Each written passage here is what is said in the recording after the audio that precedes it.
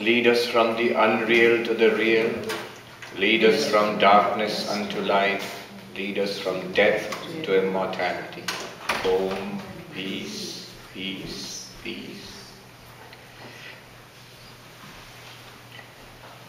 We've been enjoying the beautiful sight of this lake and the incredible effect of the forest being reflected in the lake.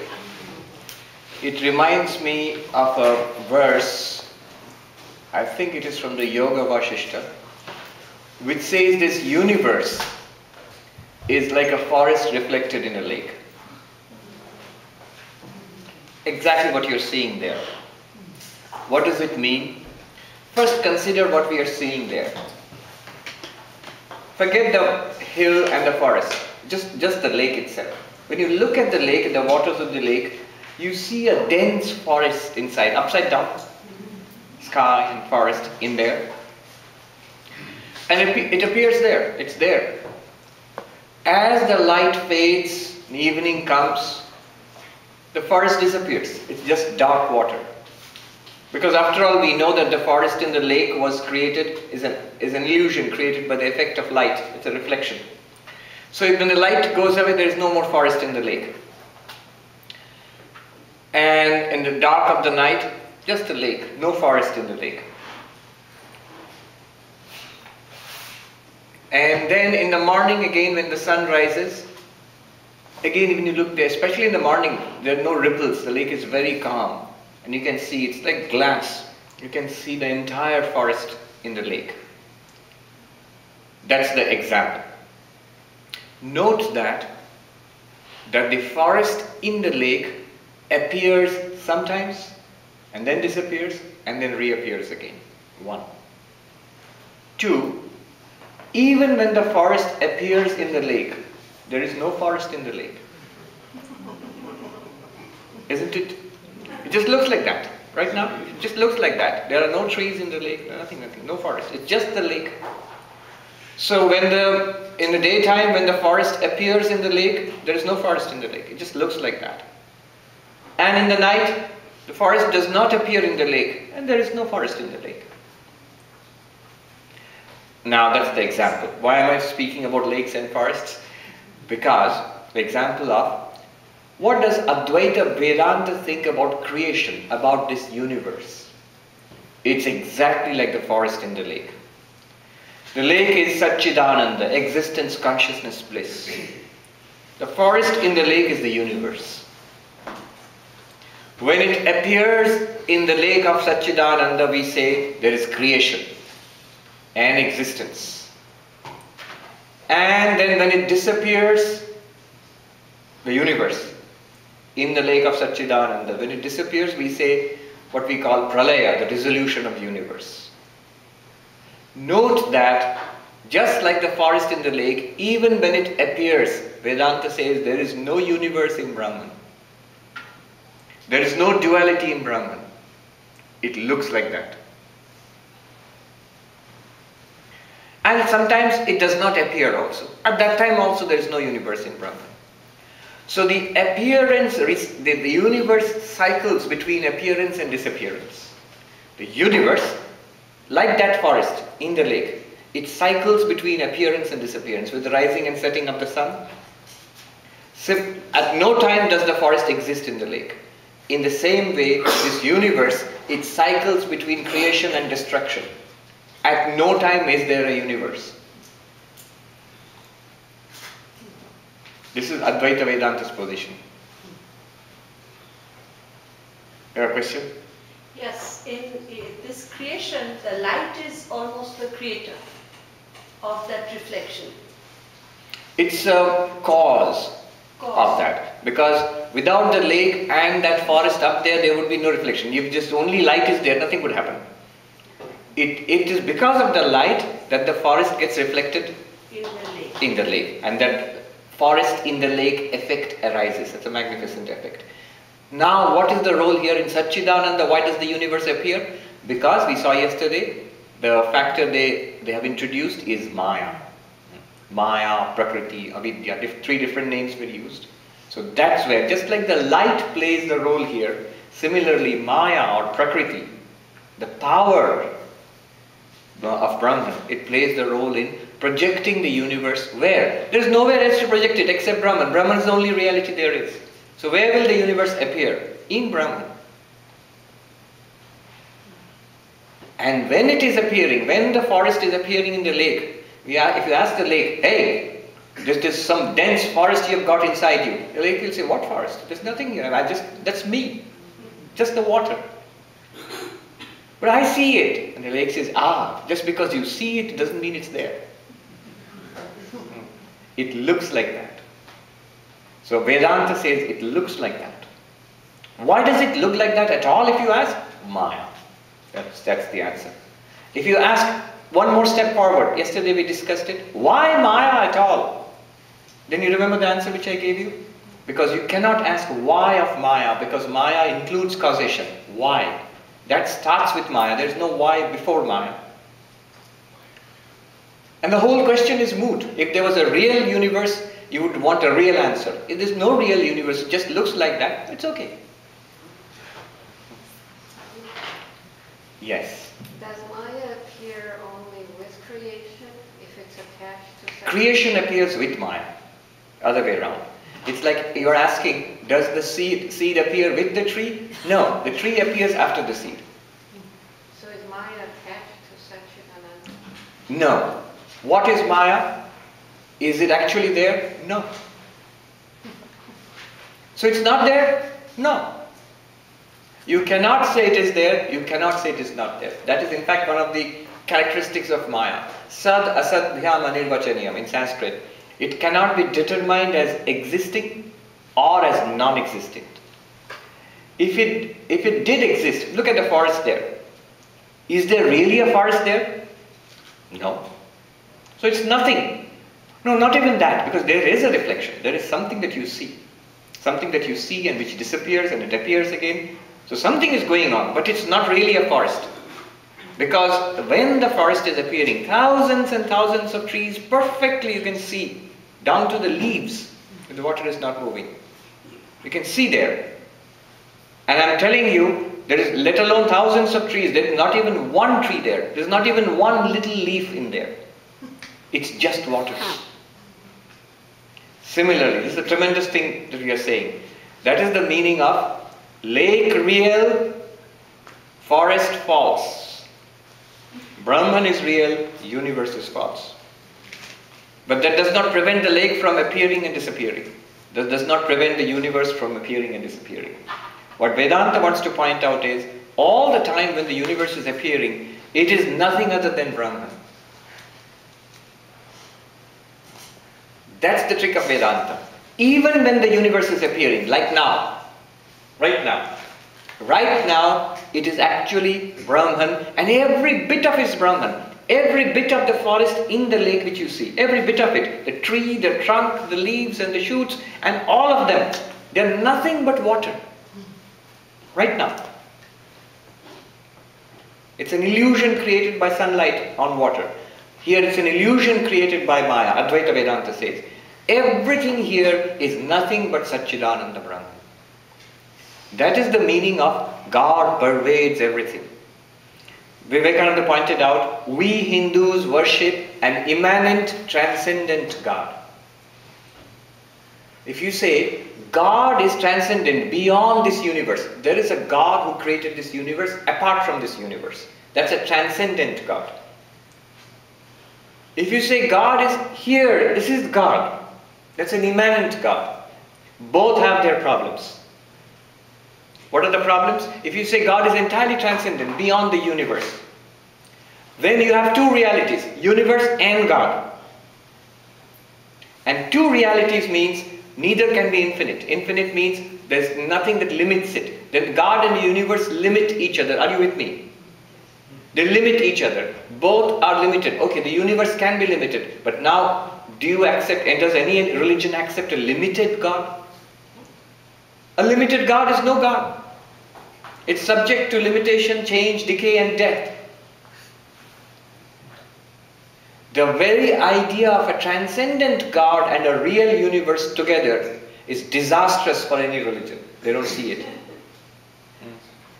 It's completely illogical.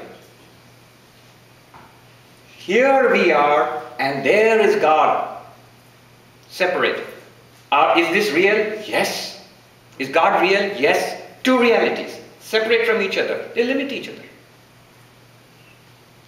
So there is something which is not God. And that not God exists, if you say, then there are two real things. A divine reality and a mundane reality. That's how most dualistic approaches think about it that way. Here we are and there is something called God. Not realizing they have killed their God. That's the death of God. That's the problem with complete transcendence. There are other problems. If it's completely other, there's no doorway to God. Whatever you experience here in the world will be the world, the universe. Where is God then? There's no proof of such a God also. So many problems, completely transcendent. Immanent, here all of this is God, it's called pantheism. Big problem then. Why? Then your God is born and it exists and it dies and it suffers and it's affected by sin and evil like this world. If this world itself, God has become this world, everything here is God, literally as it is. God is a table and a chair and a tree and a forest. Then everything that happens to the world is affecting God because God is this world. God is not unaffected by it. If God is transcendent, God is unaffected by the world. But if God has become this world, totally immanent in this world, no. Why worship such a God? And why call it a God? Call it the world then. Call it the universe. But what Advaita Vedanta does is remarkable. It worships a transcendent, immanent God. Brahman is beyond this universe, untouched by this universe. And yet, this universe is not beyond Brahman. The example is again that lake and the forest in the lake. That forest, every bit of the forest in the lake is pervaded by the water of the lake. Are you with me? Whatever is in that lake, whatever that forest, every leaf, branch, twig, tree, in the thousands of trees which you see in the forest, all of them, every bit of it, without any gap, is just water. All of it is pervaded, yet the forest appears. So you can say the lake is immanent in the reflected forest. But yet the lake is transcendent also. If one day the forest burns and you will see the burning forest reflected in the lake, will the lake burn? Not affected. It is transcendent. Nothing that happens to that forest affects the lake because the forest is not really in the lake. This is called the theory of Maya in Advaita Vedanta. The universe appears in Brahman. It has no existence apart from Brahman. That reflected forest, if the lake dries up, God forbid, if the lake ever dries up, will there be a reflected forest? No. The reflected forest completely depends on the lake for its existence. But does the lake depend on the reflected forest for its existence? No. Every night you can see the lake existing, there is no forest. So Brahman does not depend on the universe. Brahman is not limited by the universe. Brahman is not affected by the universe. But the universe completely depends on Brahman for its existence, manifestation and disappearance. Every bit of it, every bit of those reflected trees depends on the water for its reflection, for its existence.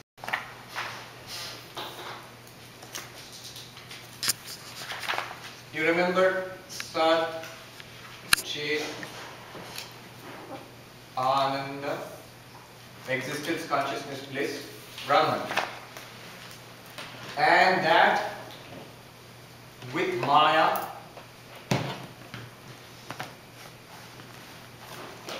is equal to Ishwar. Do you remember it from yesterday? Yes. This is the God of religion.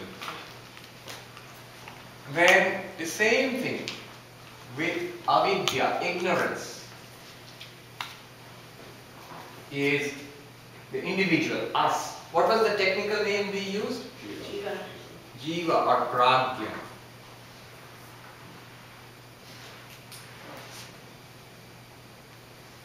Same thing, another name we are using is Prakriti. Sanskrit meaning of Prakriti is nature. That leads to Jagat. Jagat means universe. Which universe? The material universe. It's the same thing. Maya, avidya and prakriti are the same thing. More of sattva guna, maya. More of raja guna, avidya. And more of tama guna, prakriti. And this is a way that, this is a particular version of the story being told by Vidyaranya. You will find different versions in different Advaita texts. What then we ask, which one is true? None of them are. The only truth is this. Just because you ask for an explanation, we are giving you the story. Alright. Now what happens? The prajna is the jiva. Remember, this is many. There are many of these. Avidya. There is only one of this. Maya. And prakriti is also one, but it changes into jagat. Okay. Now next what happens? Next step in the story. Because we want to explain all of this. If you say, I look at trees and plants and human beings and sky and earth, you must explain this. These are just Sanskrit words, fancy words. What does it have to do with what I'm seeing right here? We'll see. We'll come right up to this Loon Lake from Satchidananda. Now what happens is, the story goes next. Ishvara, God, for the benefit of us, prajna, for us, Ishvara creates through Prakriti, Ishvara generates the 5 elements. What are the 5 elements? Sky, let me use.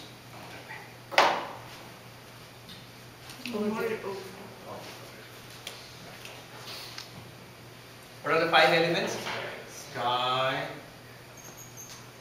and then the next one was air, and then fire, water, earth.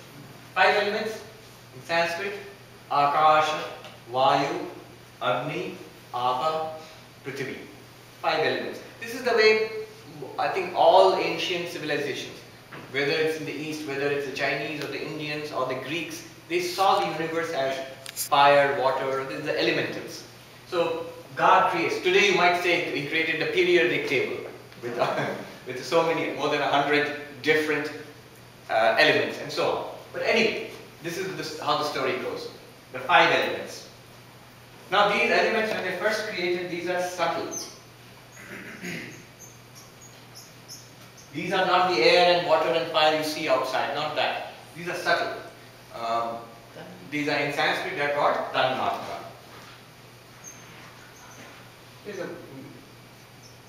We don't see this, but the yogis are supposed to be able to see this.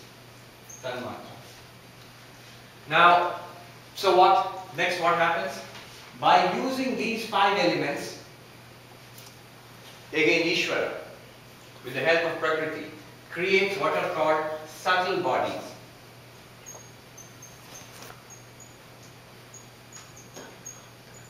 What are subtle bodies? They are comprised of 17 parts. So why 17? Why not 16 or why not 18 parts? Because this is something, these are all taken from the Upanishads. So there is a framework which is given there. Remember again, story. No more real than the forest in the lake. It's an appearance. The 17 parts being the 5 sense organs. Not the physical nose or the eyes or the ears. The powers of seeing, powers of hearing, powers of smell and touch. Not the physical nervous system or these organs. No. Just the powers, the capacities. The 5 motor organs, organs of action. The 5 pranas, there is no equivalent. What you might call the assimilative system, the respiratory system, the circulatory system. But the original pranas are a little different. You find them in Ayurveda, for example, the 5 pranas. And then there is 1 manas, mind. And there is 1 more, intellect, buddhi. How many? 17 parts. Subtle body.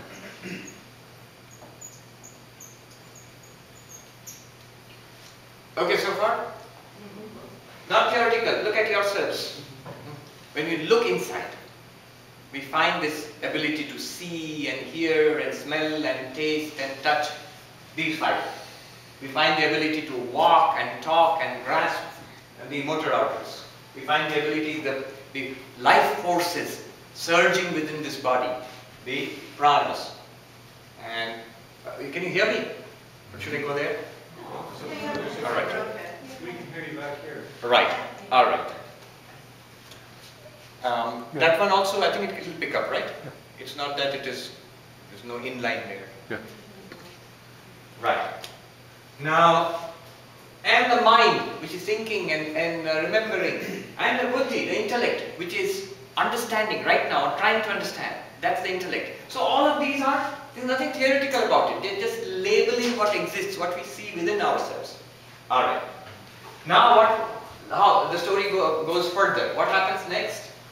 These five subtle elements are mixed up, churned in a divine pot. I'm just making it up. And then they're converted into the gross elements, the ones which you actually see and smell and touch. The gross, this is subtle, the gross sky and air and fire and water and earth. These are gross. These are subtle, this is gross. How do you make gross elements out of subtle? If you want to try out what's the recipe, you have to mix them up. And there's a proportion of mixing. David mentioned that. I'm not going to bother you with it. But it's interesting.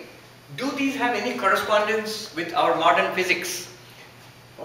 Professor John Dobson, I never met him, but he was in San Francisco and in Hollywood. Did anybody meet him? Did anybody here? Oh, many of you have met him. Oh, the whole Portland group, they knew him. So he did some work, some serious work trying to relate the five elements to modern cosmology. You know, you can relate sky to space, of course. You can relate air to vibration. And then you can relate fire to radiation. And some kind of maybe background radiation in the universe. And water to the subtlest form of matter, maybe your modern superstrings or quarks or something like that. And earth to the matter as we see it now, which composes the universe, something like that. So he tried. Anyway, our point is, it's a story. And so the gross matter is created. Then what happens? Out of this gross matter, again Ishvara, with the help of Prakriti, creates gross bodies.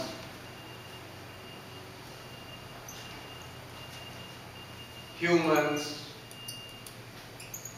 Gross meaning not awful bodies. Gross means physical bodies, which you can see and touch here, this one. Humans, animals, plants, and better than humans, there are gods, devatas, and so on. All kinds of bodies are created by gross matter.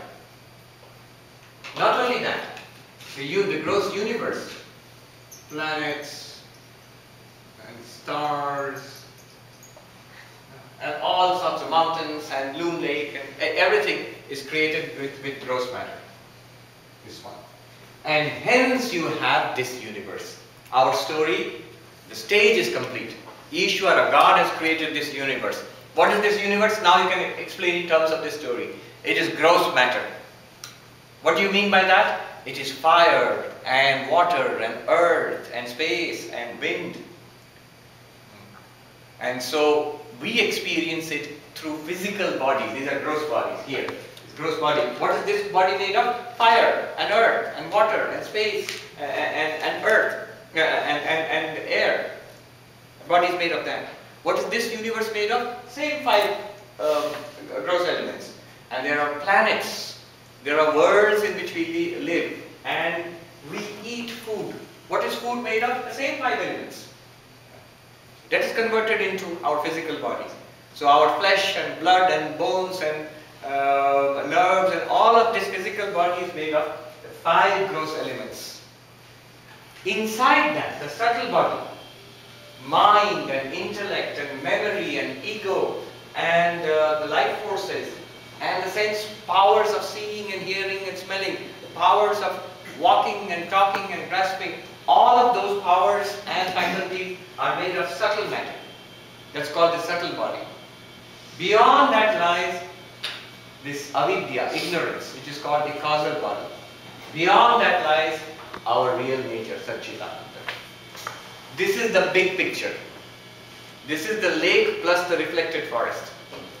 Here, in all of this, only this is real. Up to this. The rest of it is the reflected forest. This is the lake. The rest of it is the reflected forest. Is the forest, or let's put it, if I keep saying reflected forest, you will keep thinking what's being reflected. Forget what's being reflected.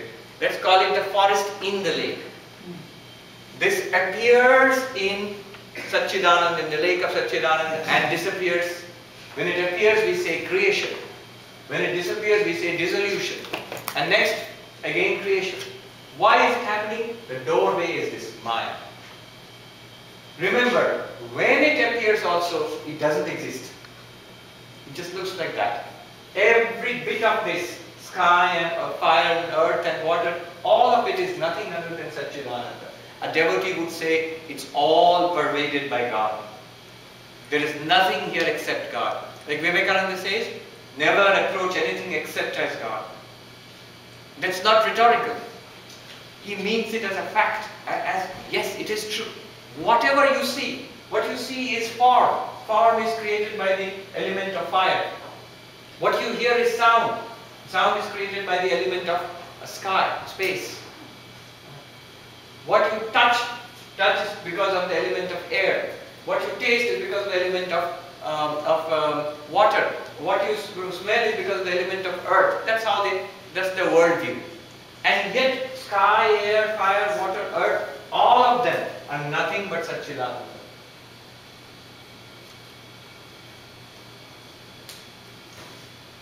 Let me introduce you to two worldviews. Two worldviews. One worldview is the worldview of Sankhya. It's a dualistic system. Sankhya and Yoga. The other view is the view of Advaita Vedanta, which we are doing.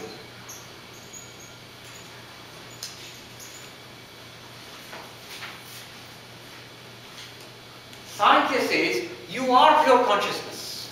And all this is real. This is somewhat similar to the Sankhya worldview. They say because of Prakriti, the entire universe is produced. On this side, it's more or less borrowed from Sankhya. So Sankhya says all of this. It's all produced by nature. And Sankhya says all of this is real. But it's not you. Our real problem is, we, pure consciousness, Sankhya says Purusha, pure consciousness, has become attached with the subtle body and the gross body. We have become attached. Mind, buddhi, mind, intellect, the pranas, the motor organs, sense organs. What's that? It's me. And the gross body which comes after that, plus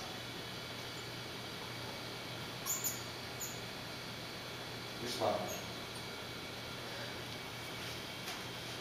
Gross body. What's that? It's me. And thoughts, ideas, memories, the breath inside, the sense organs, motor organs, all of this. What's it? It's me. And Sankhya says, no, it's not you. Look at the universe outside, the mountains and the forests and the lake. Do you say it's you? No, those are objects.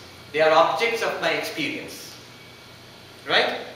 Are you with me? They are objects of my experience. I see them, I touch them, I smell them. They are something that I experience. They appear to me. They are not me. Then Sankhya says, look at the body. Do you see it? Yes. Do you touch it? Yes. Do you experience it? Yes. Then it's an object of experience. It's not you. Same with your mind, your thoughts in your mind, your ideas, your depression, your guilt, your desire and ambition, all of it. They are also objects, are they not? They are subtle objects. Are they not? Yes, they are objects. Then they are not you. It's something that you experience. Then in this way, step by step, we go back and see that we are the awareness to which a subtle body appears with 17 parts, a gross body appears, and outside Loon Lake and the forest and the sky and the earth appear. They are all objects. They are all in the realm of nature, Prakriti, and we are consciousness, Purusha. This is what Sankhya says. Once this becomes clear to you, a fact, not just a lecture, once it becomes fact to you, you are liberated. That's what Sankhya calls liberation. So what is liberation in Sankhya?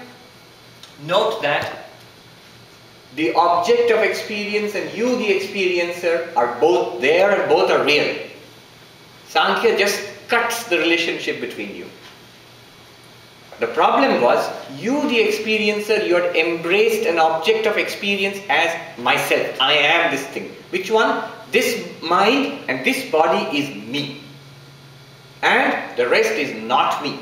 Some of it is nice, which I want. Some of it is bad, which I must avoid.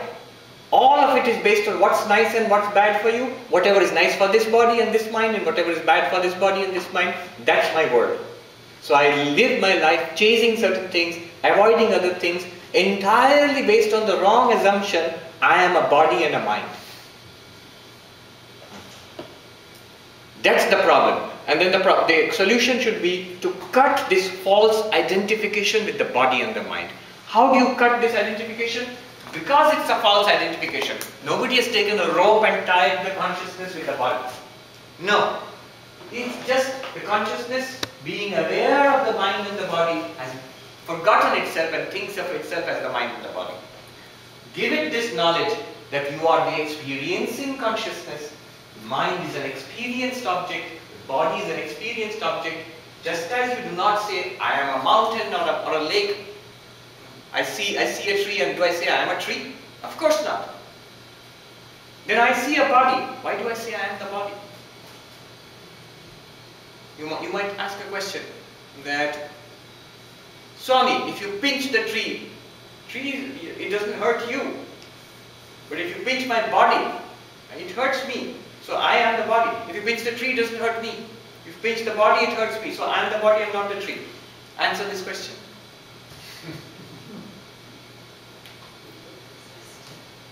When that body is hungry, I'm okay with it. When this body is hungry, I feel it. So I have to run around providing food for this body. So I am this body. Answer this question. Assignment. So it's an object. Right, absolutely. If somebody pinches you, do you feel the hurt? Of course, that's what I'm saying. If you feel that hurt is also an object. Painful object, but it's also an object. Then we are not denying the sensation of pain which is coming. But it's not you. You are something which is aware. What is hurting? The body. The body is hurting. Consciousness is not hurting. Consciousness is aware of the pain in the body. Consciousness is aware of the body. Consciousness is aware of the pain in the body. Consciousness is aware of the hunger in the body. Consciousness is aware of the misery in the mind. But does not belong to consciousness. Because it is aware of it, that must be an object. And you must be the experiencer of that object. Is this clear? So using this logic, and it's just not arguing. You can actually see this. And it can reduce or annihilate your suffering. And this can free you. But remember, I'll come to you. Remember, this is one point of view. And we are talking about the Sankhya Yoga point of view. Remember, here, all this is really there. It's not reflected forest in a lake. It's not forest in the lake. It's really there. This is really there. All you need to do is separate the two. And the separation also has to be in knowledge. There is no real connection between the two. There is no real connection between the light and this pen. In physics there is, but more or less, the light is not attached to the pen. The pen you can remove, the light is still there. Similarly, all of this comes and goes in consciousness. Consciousness is not attached to any of that. Realize that and be free. That's what Sankhya tells us. But what Advaita tells us is remarkable. It goes one step forward. It says, Are those things really there? No. Those things are nothing but this consciousness itself. All of them are appearing in this consciousness. Every bit of that appearance is just consciousness. Every bit of that reflect the forest in the lake is just the lake itself, water. When you realize the entirety of appearance, the entire universe, body, mind, all of this is actually nothing apart from the underlying consciousness, then you are free. That is the Advaita point of view.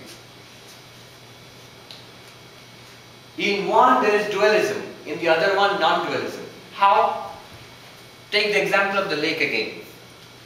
If you look at the forest in the lake and count how many things are there, you'll say, oh Swami, 10,000 trees. And the water? Oh yes, I forgot to count that. 10,000 trees plus one water. One lake full of water. Truly, is that so? Or is it just the water? Are there really 10,001 things in that lake? All those trees plus the water? Are you following the example? If you don't follow the example, the next step won't make any sense. If you look at the forest in the lake right now, and if I ask you to count how many things are there, how many trees? If you count, one answer will be 10,000 or 100,000 trees, and the real answer will be none. Only thing that's there is the water, the lake. Now my question is, the water in the lake, isn't it non-dual with respect to the forest? Let me put it in a more simpler way. Is there a second thing called a forest in that lake? Lake is one thing. And apart from that lake, is there a forest in the lake? Are there 10,000 trees in the lake? No. There is no second forest apart from the lake in the lake. So with respect to the forest, the lake is no second. The forest is no second to the lake. No second means no two, means non-dual. In the same way, when the universe appears in Brahman, all this appears in Brahman, it looks like billions of entities, 7 billion human beings, billions and billions of other living creatures, millions and billions of stars and planets, and how many trillions of protons and neutrons and electrons. Vedanta will say non-dual. All of that is not really there. All that there is actually is existence, consciousness, bliss, Brahman. So with respect to Brahman, all this universe is non-dual, not two. There is no second thing. Only reality there is Satchidananda. So non-duality. When you realize the non-duality of Brahman, of yourself, that is liberation in Advaita Vedanta. In Sankhya, liberation is cutting the relationship between yourself and the rest. In Sanskrit, the words are very precise. They say apavada, sambandha vichcheda, cutting the relationship between you and the material order of things. Not with a physical sword, with the sword of understanding. It's there, let it be there. I am its observer, a witness, unaffected, including the body-mind. Vedanta says it's not there. It appears within you, and in fact, it is you. You alone are everything here, whatever you perceive. When you realize that, non-duality is achieved and you are free. You had a question? Right, how do the Sankhya philosophers counter then Advaita Vedanta? Well, from my point of view, they cannot. Why does it matter? They stop at a dualism. They stop at the dualism. The dualism is Prakriti Purusha. This is real, this is real. They stop there. That's it, finished. Advaita Vedanta has some questions. For example, Advaita Vedanta will question, Sankhya says each of us is a separate self. You are pure consciousness, I am a separate pure consciousness, he is a separate pure consciousness, she is a separate pure consciousness. Advaita says, so many separate pure consciousnesses.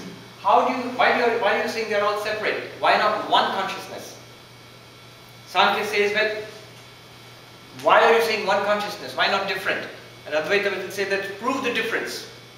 After all, the difference is in body, in mind. What is the difference in pure consciousness? Why are you saying different pure consciousnesses? And Sankhya gives some reasons. They will say, no, our consciousnesses are different. For example, when one is asleep, the other one is awake. So that consciousness and this consciousness cannot be the same. Answer it. Sankhya is saying that. You are a non-dualist.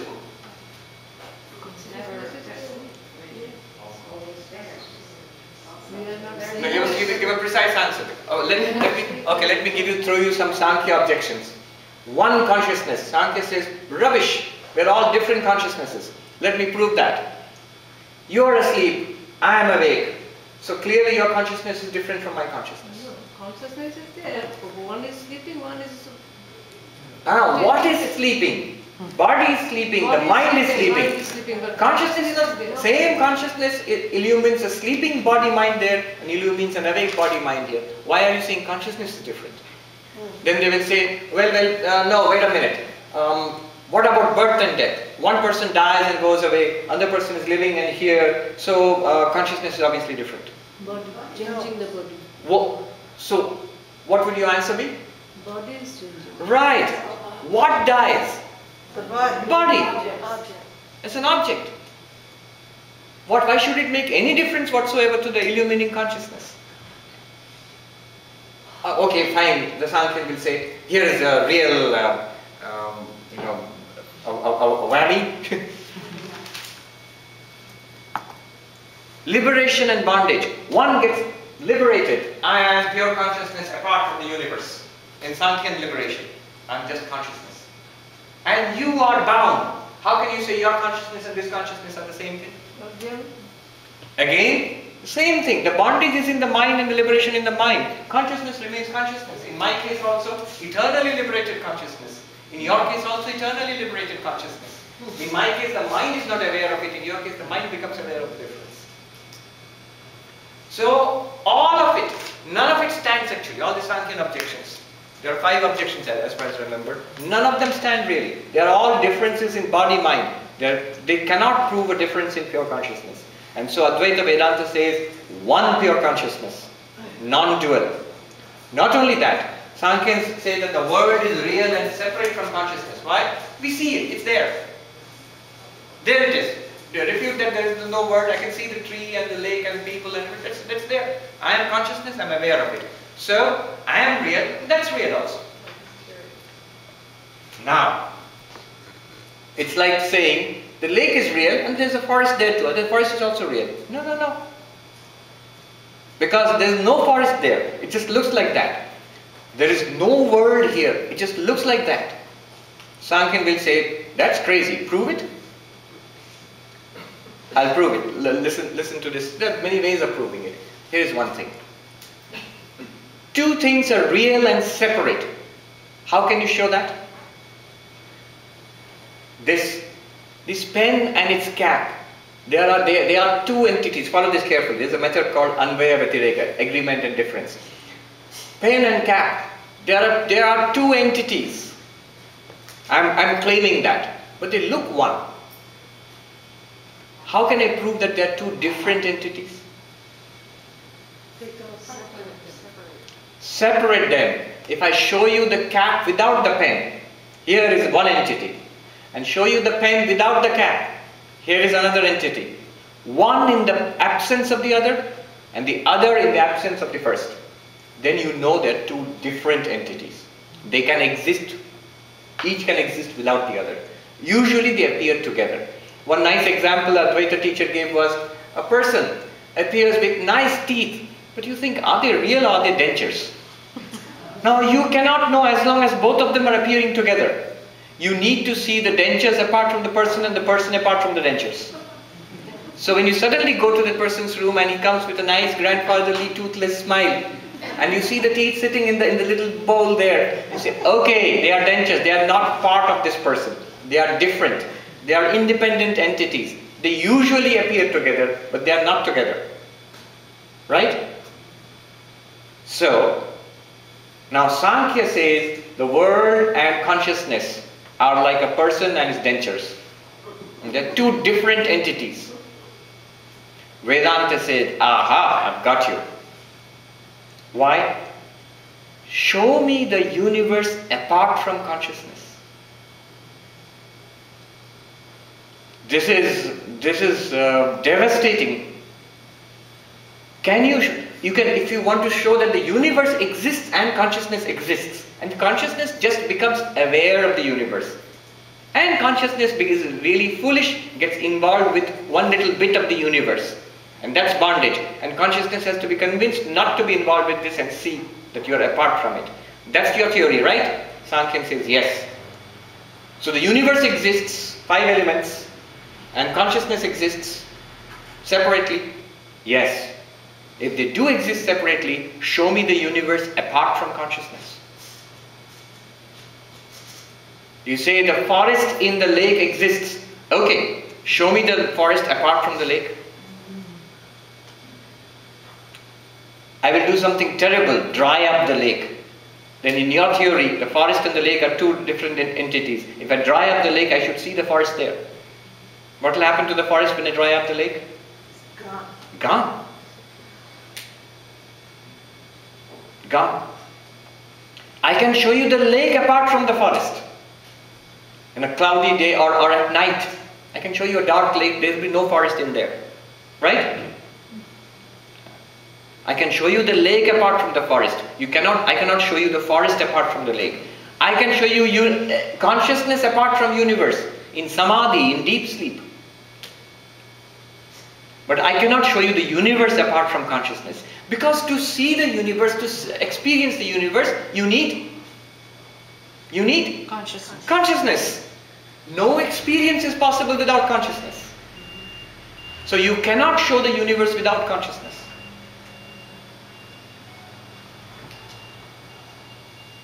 Therefore, you cannot prove that the universe exists independently apart from consciousness. No. If you cannot prove that the universe exists independently apart from consciousness, our conclusion is the universe is something that appears in consciousness. It is not different from consciousness. Okay, there's a question. What is the difference with asking the question? This is Sri Ramakrishna realized soul. Consciousness is the same, and I have the same consciousness shared with him. I'm not a realized soul. So how does realization work in this context of His question is, Ramakrishna is a realized soul and I am not a realized soul, and I have the same consciousness which I share with Ramakrishna. Then how does realization work in this context? You answer me. Do you remember I showed you the diagram, the big sea and the mind and the little reflected sea? The big sea is common to everybody, right? And the awareness in the particular mind is different for everybody. So in one, there might be an intuitive realization, I am the big sea. The other one may not have that realization, may have no idea about the big sea, may be content with the mind and the little sea. So what's that other one? It's just separated by reasoning. Pardon? It's just separated by reasoning. So we're all separated by level of reasoning that each one of us has. So Repeat that again, I'm not clear. So the Satchidana in the Dvaita is reached by reasoning. So that you were explaining that you can realize it by reasoning. Yes, because our problem is ignorance. We do not know it. We need knowledge. How will knowledge come? By reasoning. Reasoning means any knowledge comes by inquiry. So here also knowledge will come by inquiry. Yeah. So who's reasoning in this case? The same consciousness. How can I reason without consciousness?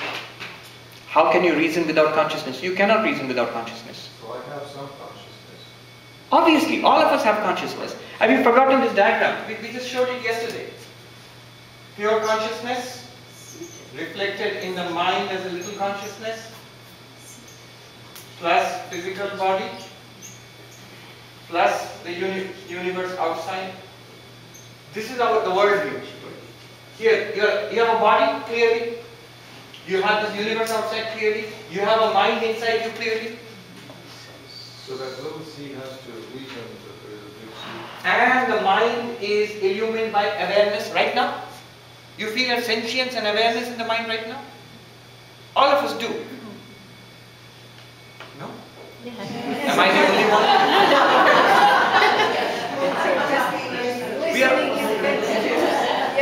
We are all sentient. We have all got awareness. We have all got a consciousness within us. What is that consciousness? That's the reflected consciousness according to Vedanta. What we are not aware of, what Vedanta, see, none of this is Vedanta. This is common sense. Everybody knows this. Everybody experiences this.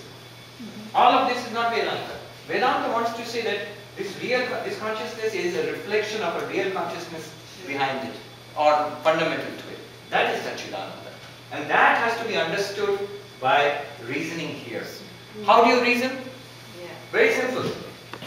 Everything has its function. So just as eyes have the function of revealing form, ears have the function of revealing sound, buddhi has the capacity of reasoning. Buddhi means intellect. Intellect has the capacity of reasoning. This little consciousness here uses the capacity of reasoning. It will come to it. The teacher will come and teach. And lands up in Loon Lake and listens to Vedanta and reasons about it, thinks about it, and begins to understand. So does this little consciousness go through the life and birth cycle and samskaras? Ah, good. You are asking me the next part of the story. We have almost run out of time. Let me just go a little further. Please repeat the question so that little consciousness goes through the life cycle and birth and samsara. Yes, that's the right. That's the next part of the story. So now what do we have? We have pure consciousness, the only reality. Because of Maya, Vidya, Prakriti, it appears as God, us, and the universe. And God uses Prakriti to create subtle matter, from which subtle bodies are created, our inner instruments, and gross matter, by which the gross physical universe and our physical bodies are created. Right? That's where we have come. Now one more thing I need to add here is,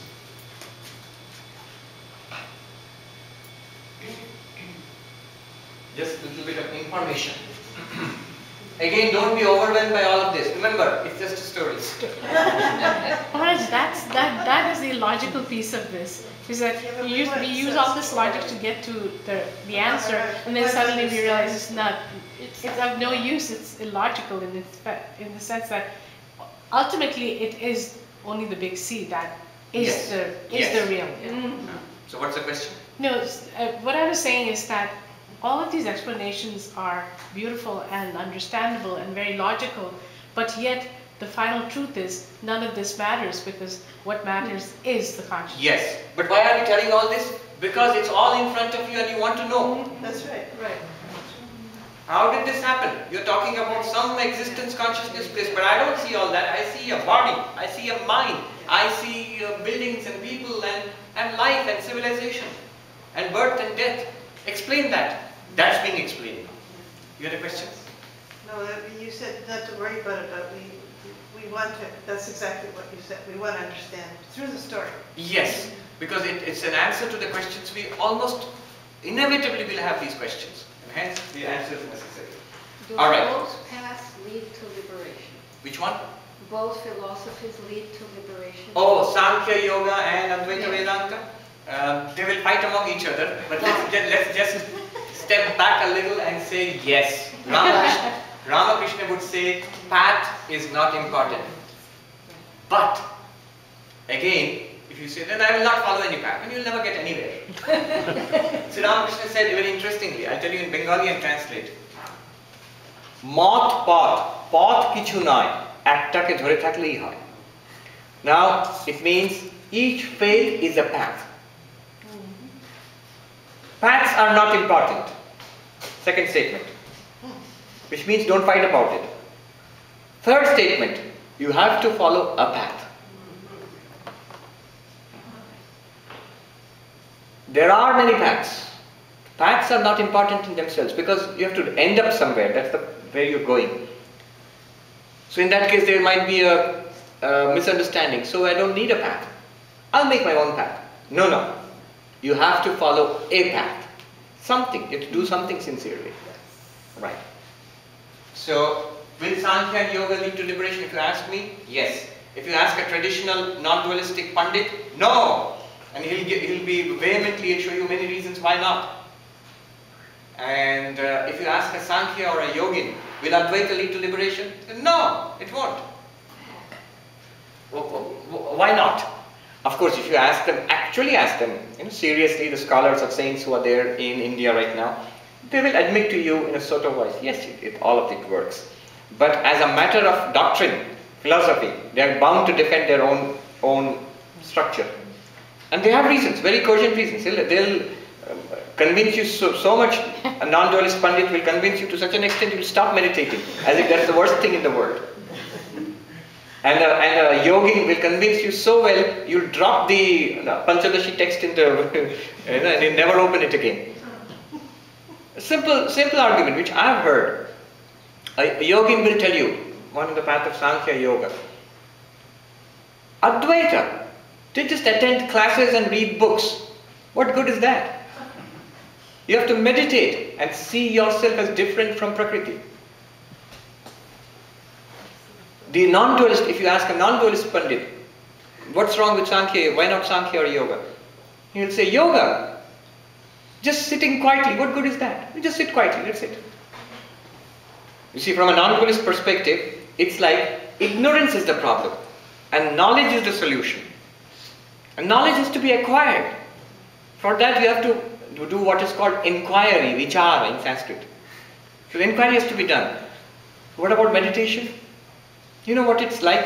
Somebody goes to learn, say, medicine in school, medical college. And there are all these big books to read and lectures to attend and lab to be done. And suppose the student asks the professor, Sir, will it help if I sit quietly? The professor will say, yeah. Why not? Sure, sit quietly. It's a help. It's better than jumping around. If I only sit quietly, is it enough? Of course not. You have to come to class, you have to read the book, you have to think. Sitting quietly might be a good preparation. So that's the non-dualist's counter-attack on the yogin. Yeah, all your meditation is fine. But to what point? To what purpose? Sitting quietly, you'll just be quiet, that's all. So this is the way they will run. But my position and the position of anybody who is, who is well versed in all the systems and also a little mature and liberal, will be all the systems work. The proof is in all the systems and in all the faiths, men and women of highest spirituality have come up from that. So they all work. They all work. Okay. Now we are going to the next stage of the story. We have time, right? 11:30, 12:30. So lunch is at 1? Right. Let's go on. Let me tell a little bit of the story and then stop. The next part of the story is this. Oh, I was going to show you something. Just put down this diagram, this table.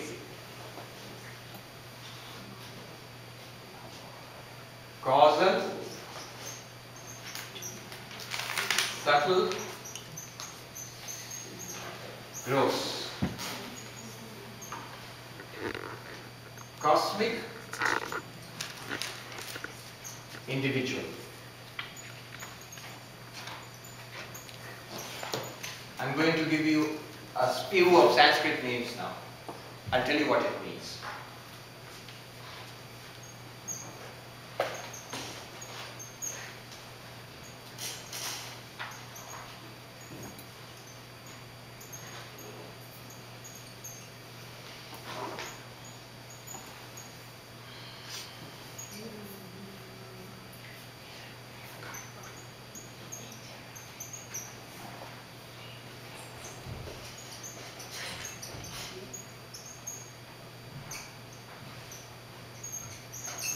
Just write this down.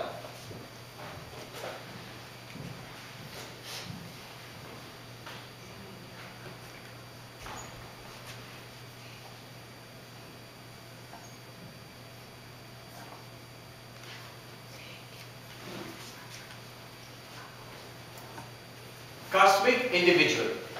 Causal, subtle, gross. Ishvara, Hiranyagarbha, Virat. I'll explain all of that. Pragya, Taijasa, Vishwa. This is the individual. Have you got that down? Let me just explain what it means.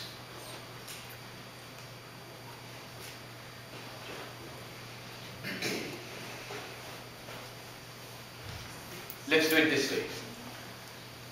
That pure consciousness, one undivided consciousness, when you actually experience it in the world right now, I'm saying the pure consciousness is there all the time. It's like saying, in the forest, in the lake, if I say it's not a forest, it's just water. Then you tell me, show me. Then I'll show you what appears to be the trunk of a tree and the leaves of a tree and top of a tree and the bottom of a tree. They're all just water there in the lake. In the same way, that pure consciousness right now, what is it? It appears as three things. As you the knower, as a known object, and as knowledge. You the experiencer, as an experienced object, and the experience. So that pure consciousness, Brahman, is appearing to me as me. Here I am. This pen which I am seeing, and my experience of the pen. This is also Brahman. That experience is also Brahman. I, the knower, I am also Brahman. Now, this knower, known, and the knowledge, there are two ways in which they appear. One is a cosmic way, one is the individual way. There is one knower, two knowers, three knowers, four knowers, each knower in a different body. And there are millions of knowable objects and millions of experiences throughout the day. Or you can look at it this way. All the knowers together is one cosmic knower. And that cosmic knower knows the cosmos and is omniscient, has complete knowledge all the time. That is at the cosmic level. That's the level of God.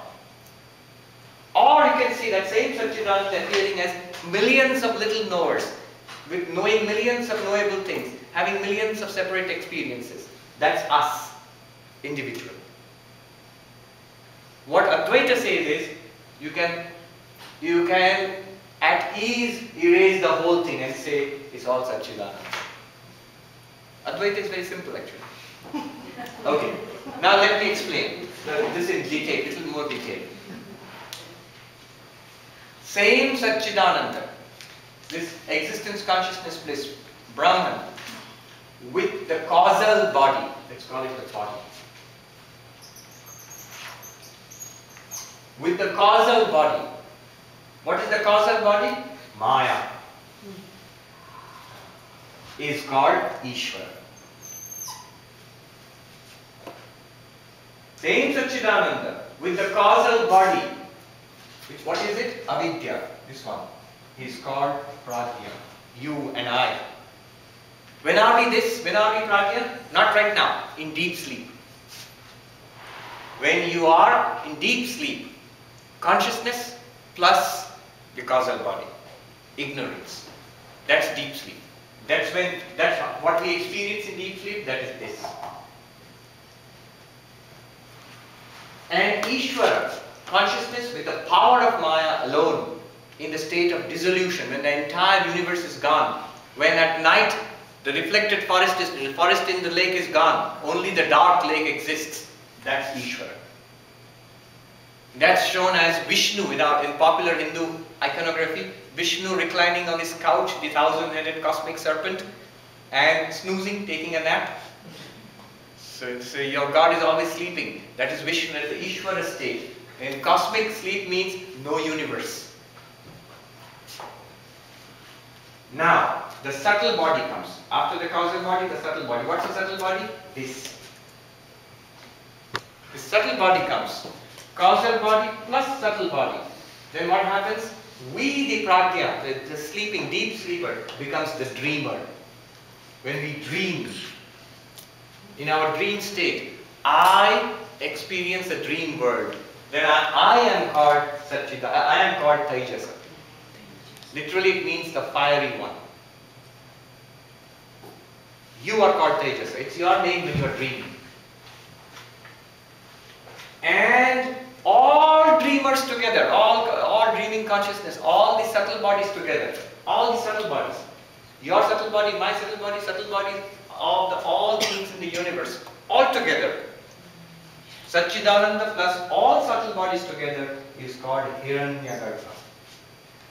Who is called Hiranyagarbha? Not the subtle bodies, Satchidananda, with all subtle bodies.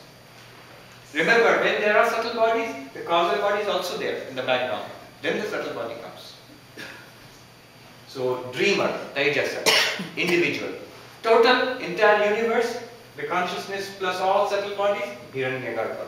It's also in English, it's called the cosmic mind. All our minds network together, the internet. Cosmic mind, Google. So, what is Hiranya? Which one? What is the meaning of Hiranya? Hiranya means golden. Golden. Yeah. Garbha womb, the golden womb wanted. This discussion, this kind of description is found in many ancient literatures. In Taoism, they talk about the golden egg from which the universe has emerged. Cosmic mind. All our minds linked together. So in Vedanta you talk about God, one of the names is Antaryami, a very popular name of God in Hinduism.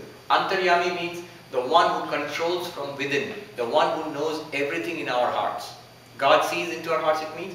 It's basically this Hiranyagarbha, consciousness identified with all our minds. All our minds are exposed to God all the time. So that's Hiranyagarbha. Then plus the gross body when it comes. Then what happens? Then this one comes. This body. And I am called, the same Satchidananda is called Vishwa. I am Vishwa, you are Vishwa. We are all separate Vishwas. The name is Vishwa. It's a technical name from the Mandukya Upanishad. We are all Vishwas. Vishwa literally means the individual in the waking state, which is aware of the external world. So each of us individually is a Vishwa. But if you combine all gross bodies together, one consciousness which is aware of all the physical bodies and the physical universe all together and identified with it, I am all of this, that is called Virat. So, causal, subtle, gross at a cosmic level, at an individual level. This is our waking state.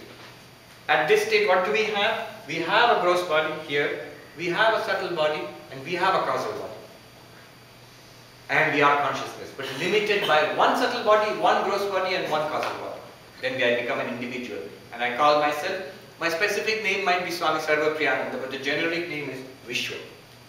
When I forget this gross body and I dream, then my name, generic name is Tejasa. When I go into deep sleep, nothing but the seed of individuality is there, because I'll wake up again. And up to my usual mischief after getting up. So, that seed state is called Pragya. Here, in deep sleep, in the cosmic level, Maya and Satchidananda, it's at the causal level, cosmic causal level, Ishvara. Maya plus all subtle bodies together, same Satchidananda becomes Hiranyagarbha. Maya plus all subtle bodies, plus the entire physical universe together becomes the same Satchidananda becomes Virat. Incidentally, this is what Arjuna saw in the Gita, 11th chapter. And Arjuna says, can I see that form? And because Arjuna is in the waking state, so what he will see is this. We don't see it. We see the universe scattered, fractured, in pieces. Whereas when Krishna said, alright, if you want to see it, I will show it to you. It's called Vishwarupa Darshan. Vishwarupa means my universal form. This literally means, Virat means the vast. The vast. Vast. The causal body, the entire subtle body of the universe, and the entire physical universe. So what did Arjuna see? He saw the entire universe at one go. Incredible experience. How are we seeing? We are seeing the same universe, but in tiny slices. Over a period of 80 years, 90 years, over a period of thousands of lifetimes, in tiny slices. You saw Vancouver, now you saw the freeway, and now you see Loon Lake. You don't see it all together. You don't see Canada together. You don't see the United States and Canada together. You don't see the earth together. No, you don't. You don't see all space together. You don't see all time together. From eternity, from the Big Bang to the end of the universe. All together. The terrifying poem, I think it was Eliot who said that if you stare too long into the abyss stares back at you. The abyss notices you. T.S. Eliot? I don't know who it was. It was a very memorable line. But Maharaj, it wouldn't be terrifying because we would be part of that. Wouldn't be terrifying, you would be part of it, you would be a tiny part of it, but you are seeing it separately. Yes. You don't see it as part of it, as part. You are separate and everything else all together looks at you. And the result would be terrifying because you remember what happened to Arjuna. He was terrified. Interesting. He wanted that vision. He asked and he prayed to Krishna for it. And he got that experience. And the result was he was immediately terrified. He immediately said, show me your other form. I cannot take this. I mean, immediately he said every hair on his body stood on the end. And the beautiful poetry there, terrifying poetry. It says, as if 1,000 suns rise in the sky together. Oppenheimer, when he saw the first atom bomb explosion, New Mexico, he chanted that verse from the Bhagavad Gita. As if Yugapat Devi Sahasra Surya Yugapat Uttita. As if 1,000 suns rise in the sky together. And that he was talking about the explosion of one little atom bomb, the first one. The sun up there is a continuous explosion of thousands of hydrogen bombs. And it's a continuous fusion reaction. And there are millions of suns, billions of suns. Imagine all of that together. So that is Virat. It happened to Arjuna again with Shiva, right? In Pashupastra. I don't remember. When he fought Shiva as a... Yeah. And then he didn't realize it was Shiva he was fighting with. And he got a vision of Shiva. But did he get a Virat Murti Darshan? I don't know. Alright. What is the difference between Jagat and Virat? Oh, Jagat is an aspect of Virat. Jagat is the insentient part, the physical universe. Virat would include all the living bodies, all the minds, and all the physical entities also. Surya Sahasrasya Bhave Yugapat Uttita Yadi Bhasadrishi Sasyat Bhasastasya Mahatmanaha. If in the sky 1,000 suns were to rise together, imagine the combined radiance of that. That is the radiance of the form that I see now. That's what it says. Now to take the story forward, yes, the question there. So in this part of the story, does collective consciousness have any part to play in it? True. Or is it What you would call collective consciousness is this. Also this. These ones are collective consciousness. All our consciousness together, that would be Hiranyagarbha. All our individual beings together in one identity, oneness of the universe, that would be the Virat state. Is that also Mahat? Mahat is a Sankhyan term, is a cosmic intelligence. But there's a little confusion there because, you know, Sankhya is very individualistic. It does not talk about this at all. It talks about this. And this structure is a Vedantic structure. It's from Mandukya Upanishad. Sankhya would not use these terms. It uses Hiranyagarbha in a different sense. You can see when you study these philosophies, it sounds extraordinarily complex, but it's not. It's basically different takes on the same reality. There are different ways of appreciating the same reality. Alright, now let's take the story a little forward and then we'll stop. The story goes like this. This individual, you, me, him, her, this individual, finding himself or herself as a body and a mind in the midst of this vast world, is now subject to desire, unfulfillment, problems. Why? Because immediately becomes identified with this body. One effect of avidya, ignorance, is to veil the fact that I am an infinite consciousness. If I am an infinite consciousness, infinite existence, if I am the reality in which the entire universe appears, I will have no desire at all. What could I want? I will have no fear at all. What could hurt me? Right?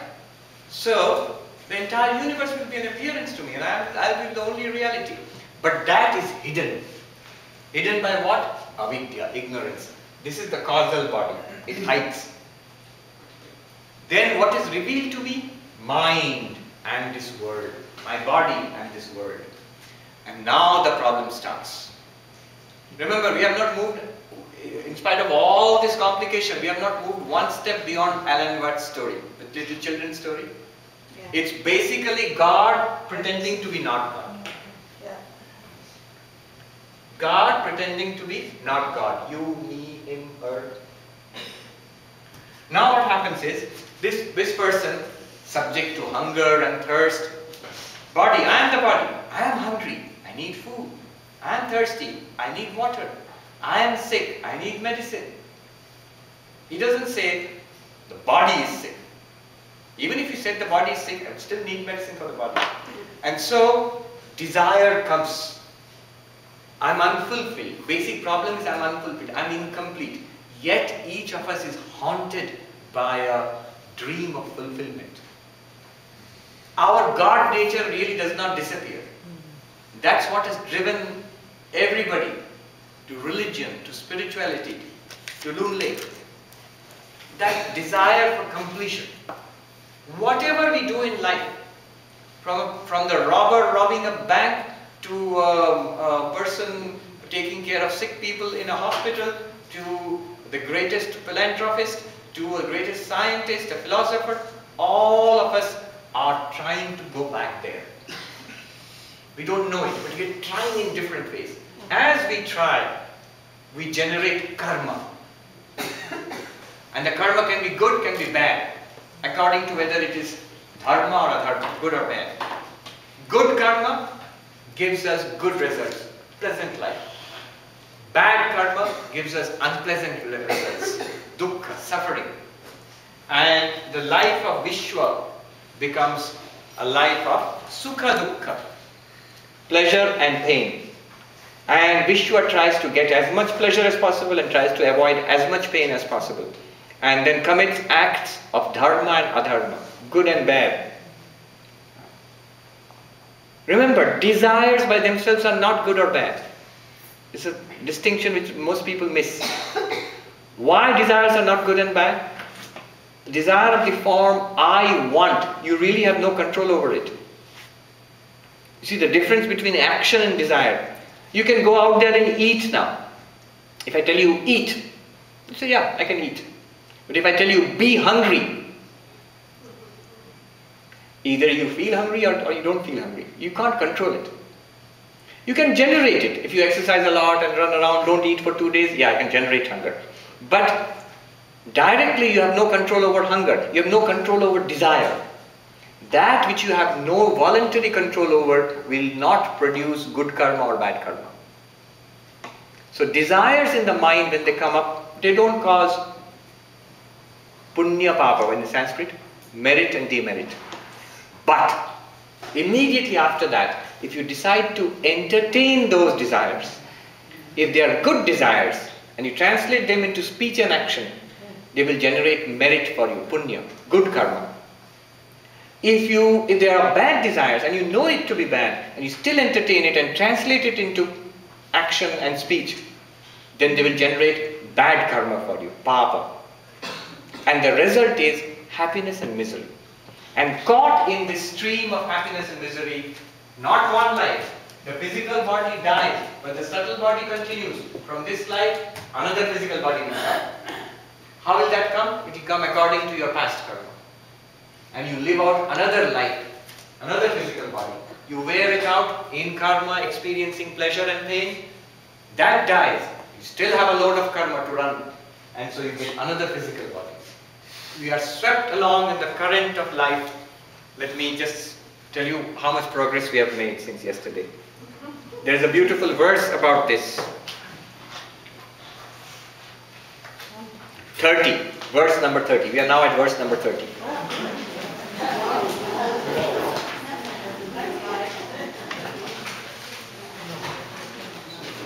You need not repeat, you just follow verse number 30. I'll read out verse number 30, 31, 32. Oh, right in time. I'll read out verses 30, 31 and 32.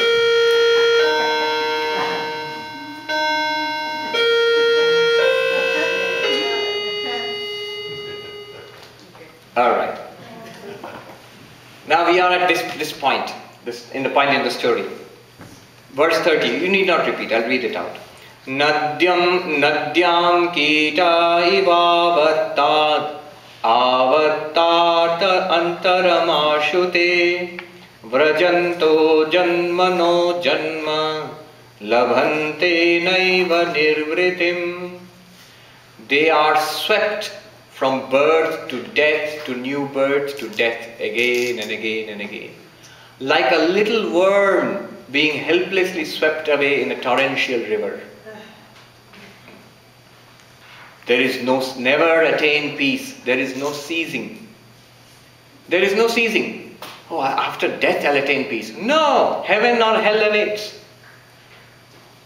Either we'll be sent to a party in Beverly Hills if I've been very, very nice, or if I've been very naughty, I'll be dumped in prison. Heaven or hell awaits. No peace.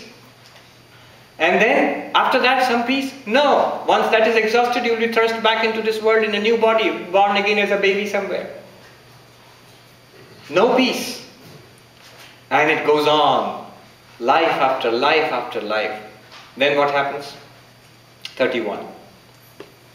Satkarma paripakate karuna nidhino dhritaha prapya tira taruchayam vishramyanti yatha sukham.